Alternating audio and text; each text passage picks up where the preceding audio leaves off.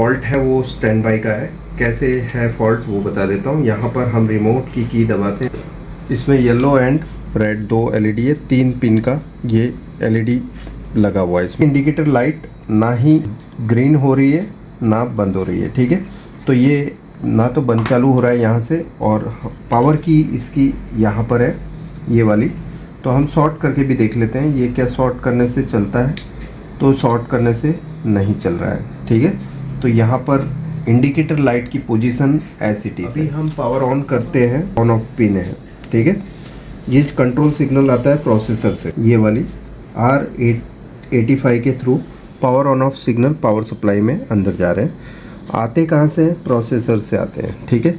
यहाँ पर वोल्टेज होने चाहिए थे, यहाँ पर 0 वोल्ट है। तो N channel MOSFET switch voltage जो है यहाँ 5 वोल्ट सोर्स तक नहीं जाने देगा, बिकॉज ये दोनों पिन शॉर्ट होनी चाहिए जब गेट वोल्टेज आता है। तो ये गेट वोल्टेज आया नहीं है अभी। प्रॉब्लम के हिसाब से हमें यहाँ पर 2 स्विच मॉसफेट्स दिख रहे हैं। ये 5 वोल्ट की सप्लाई लाइन को स्विच करता है और ये 12 वोल्ट की लाइन को, ठीक है।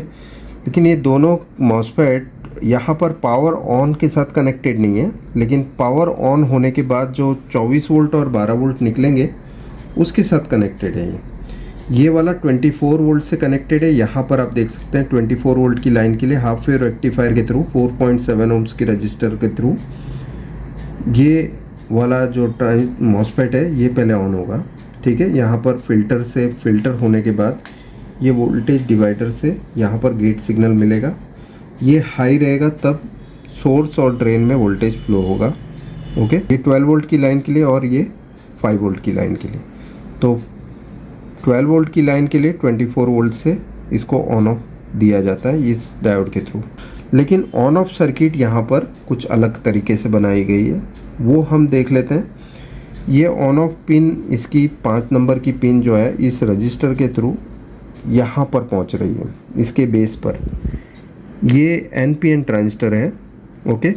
इसके कलेक्टर और एमीटर के बीच में एमीटर ग्राउंड है और कलेक्टर पिन जो है इस ऑप्टो कपलर की कैथोड के साथ कनेक्टेड है। यहाँ पर आप देख सकते हैं ये जो कैथोड है यहाँ कनेक्टेड है, ठीक है, ओके।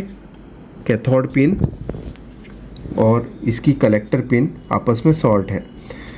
इसको बेस सिग्नल मिलेगा तब कलेक्टर और एमीटर शॉर्ट होगा, और एमीटर ग्राउंड है तो कैथोड भी ग्राउंड हो जाएगा इसका ऑप्टो कपलर का, ठीक है। तो हम देख लेते हैं क्या ये पिन ग्राउंड होती है कि नहीं, ठीक है। तो ये काम तभी करेगा जब कैथोड एनोड से कम होगा, ठीक है।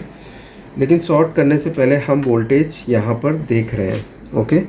ये जो कैथोड यहाँ पर ये पिन डायरेक्टली इस तरह से कनेक्टेड है। तो देखो यहाँ पर 5 वोल्ट है, एनोड पे भी 5 वोल्ट है, ठीक है। अभी हम जब शॉर्ट करते हैं तब कैथोड क्या हो रहा है देख रहे हैं। तो कैथोड 0 वोल्ट हो जाता है और एनोड 1.2 वोल्ट हो जाते हैं, ठीक है। हाँ जी। तो यहाँ तक तो ठीक है। अब हम प्राइमरी सेक्शन में जाएंगे। हम बंद कर देते हैं टीवी को, फिल्टर डिस्चार्ज करते हैं, ठीक है। ये मेन फिल्टर है, यहाँ पर हमने डिस्चार्ज कर लिया, ओके। डिस्चार्ज पूरी तरह करना है आपको। और ये ग्राउंड अब यहाँ से निकाल कर यहाँ पर लगा देते हैं माइनस, ओके। ये ग्राउंड है। अब ये टैग किया हुआ हमारा जो मल्टीमीटर पे प्राइमरी की ग्राउंड के साथ कनेक्ट कर दिया है ये, ठीक है। तो अब हम प्राइमरी के ये वोल्टेजेस देखेंगे। प्राइमरी में ये कलेक्टर पिन यहाँ पर है, ठीक है। तो हम अभी पहले वोल्टेज चेक करेंगे यहाँ पर कितने आ रहे हैं। देखो कलेक्टर पे आ रहे हैं 19 वोल्ट और एमीटर पे आ रहे हैं 2.3 वोल्ट। जिस समय पे हम शॉर्ट करते हैं इसे, उस समय हमें देखना है कि ये जो 3 वोल्ट है क्या है इधर। तो ये शॉर्ट करते ही 20 वोल्ट हो गए, मतलब ऑप्टो कपलर काम कर रहा है। अब हम आगे बढ़ेंगे, ठीक है। फिल्टर को डिस्चार्ज करके रेस करना है प्राइमरी सेक्शन में। ये कलेक्टर पिन है और ये एमीटर, ओके।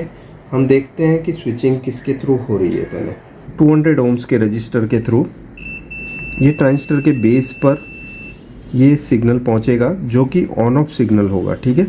अभी यहाँ पे वोल्टेज में इसकी मेज़रमेंट होगी, तो ये वोल्टेज यहाँ तक तो पहुँचता है, लेकिन क्या ये सही है जो स्विच दे रखी है यहाँ पर, तो हम इसे निकाल कर चेक कर लेते हैं, जिसमें कलेक्टर बेस एमीटर होता है। तो ये मॉसफेट है, ट्रांजिस्टर है, हम देख रहे हैं अभी 2N4401, ये NPN टाइप का ट्रांजिस्टर है।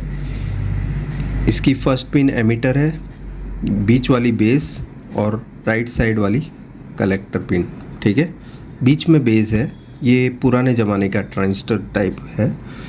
अभी मेरे पास यहाँ पर साइड बेस वाला ट्रांजिस्टर पड़ा है 1815 C1815, ओके। अब देखो मैंने इसको किस तरह से फिट किया है। इसमें साइड बेस होता है राइट साइड, ओके। तो हमने राइट साइड वाले को बीच में डाल दिया। इसकी फर्स्ट पिन एमीटर होती है, तो फर्स्ट पिन हमने एमीटर पे रखी है, और इसकी बीच वाली पिन कलेक्टर होती है, तो राइट साइड में कलेक्टर रखा है। तो first pin emitter, base, collector बना दिया हमने। और ये ट्रांजिस्टर शॉर्ट ना हो इसलिए पिन को हमने गैप दिया है, ओके। गैप के थ्रू हमने कलेक्टर को मुड़ा के, ये इसकी जगह मैं BC548 यूज़ कर सकता था, लेकिन मेरे पास नहीं था, 1815 पड़ा था मेरे पास, तो मैंने ये लगा दिया, ओके। तो ये बेस, बीच में मैंने जो प्लस वायर लगाया बेस, ये एमीटर और ये कलेक्टर, तो ये दोनों साइड में फॉरवर्ड वाइज बता रहा है। इसका मतलब ये N और बीच में बेस P। NPN ट्रांजिस्टर मैंने लगा दिया है इसकी जगह पे, ठीक है। हमारे पास जो ख़राब था वो ये था 2N4401 4401। अब हम देख लेते हैं क्या ये सभी जो ड्राइव ICs हैं इनको सप्लाई पहुंच रही है या नहीं, ओके।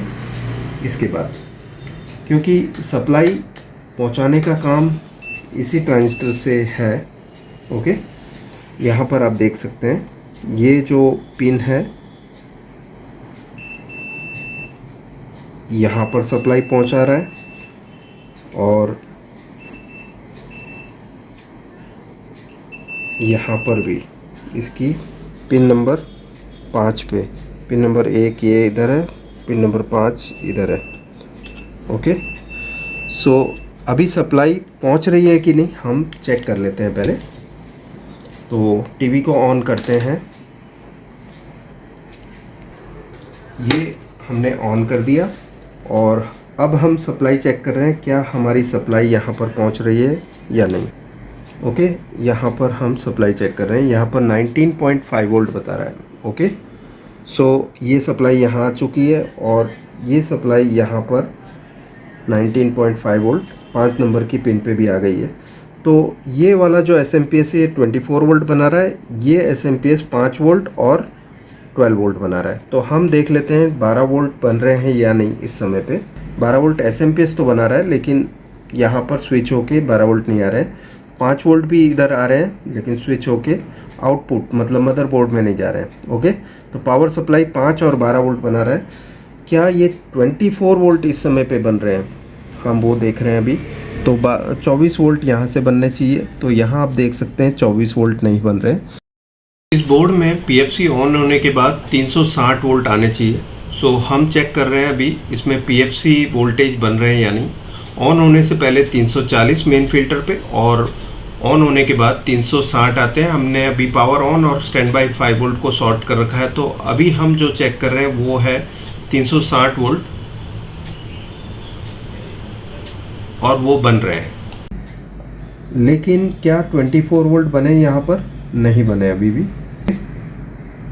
जो इस ड्राइव IC की सप्लाई पिन पे जा रहे हैं, तो इसके बाद ऑन ऑफ तो होना चाहिए इसे, लेकिन नहीं हो रहा है। ये ड्राइव IC ऑन ऑफ नहीं कर रही है। मॉसफेट हम चेक कर चुके हैं। अभी फिल्टर डिस्चार्ज करना पड़ेगा आपको एवरी टाइम, ओके। तो ये मैंने फ़िल्टर को डिस्चार्ज कर लिया, और पूरी तरह से चार्ज निकाल देना है बाद में। थोड़े भी वोल्टेज को पड़े नहीं रखना है, ओके। सो ये हमने टोटली ये कर दिया।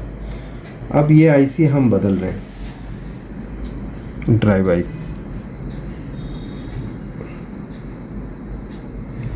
ठीक है, ये ड्राइव IC है, इसकी फर्स्ट पिन यहाँ पर है, ठीक है। सो हम दूसरी आईसी लगा रहे हैं इसकी जगह पर। ये हमारे पास ओके आईसी है यहाँ पर, ओके। और ये आईसी हम अभी रिप्लेस कर रहे हैं। ये ड्राइव आईसी है जो 24 वोल्ट के एसएमपीएस को ऑन ऑफ कर रही है, ठीक है।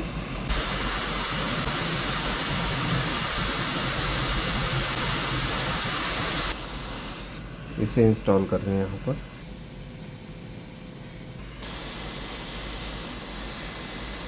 सो ये लग चुकी है, ओके। यहाँ पे अभी 24 वोल्ट बनते हैं, यानी हम देख रहे हैं हमें पावर, और चेक करेंगे हम। यहाँ पर आप देख सकते हैं 23.8 वोल्ट बन रहे हैं। और क्या 12 वोल्ट आउट आ रहे हैं? आप यहाँ पर आप देख सकते हैं 12 वोल्ट आउट आ चुके हैं, ओके। और 5 वोल्ट स्विच होके आउट आ रहे हैं कि नहीं वो भी देख रहे हैं। तो यहाँ पर आप देख सकते हैं दोनों टर्मिनल पे 5 वोल्ट आ गए हैं। तो मतलब ये पावर सप्लाई अब आउटपुट कर रहा है। हमने पावर दे दिया और यहाँ पर दिखा दीजिए आप, ये मैंने ऑन किया, ये ऑन हो गया। और टीवी वीडियोकॉन एक्सपीरियंस चेंज 1366 768, और ये हमने सक्सेसफुली रिपेयर किया ये बोर्ड को।